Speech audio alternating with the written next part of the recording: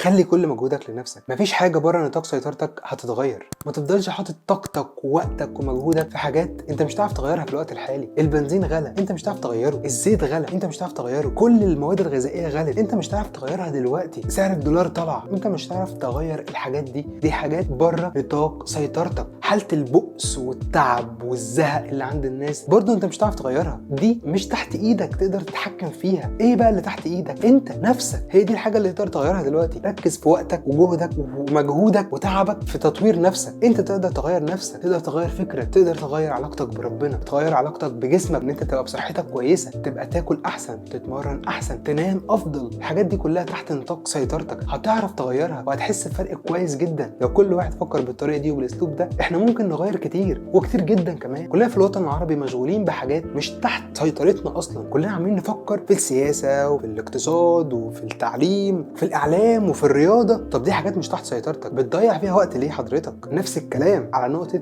ان احنا مشغولين بحياه ناس غيرنا على السوشيال ميديا، ده طلع وده راح ودي جابت ودي اخدت. طب انت مالك؟ ركز في حياتك وبس. خلي كل العالم كله يتكلم عليك انت، اعمل حاجه تغير بيها فكرك. هقول لك على حاجه، كل حاجه هتتغير وهترجع احسن من الاول ان شاء الله طبعا، بس هتكون انت الخسران، انت الوحيد اللي خسران. ضيعت وقتك وطاقتك ومجهودك في حاجات مش هتفيدك قدام، وهترجع تندم مع السنين والوقت اللي انت ضيعته ده كله. كاستثمار افضل حط بقى طاقتك ووقتك ومجهودك ده في نفسك، في نجاحك، وخليك فاكر ان النجاح بيبدأ بفيديو يحفزك.